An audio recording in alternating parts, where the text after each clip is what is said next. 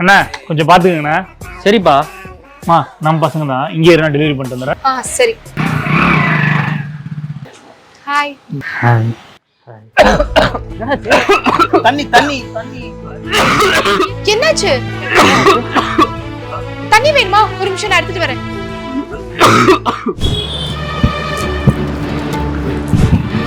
இங்க தண்ணி இருக்கா? இல்லையா?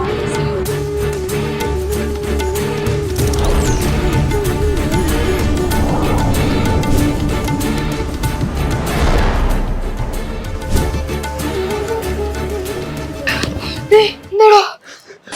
Thank you sir.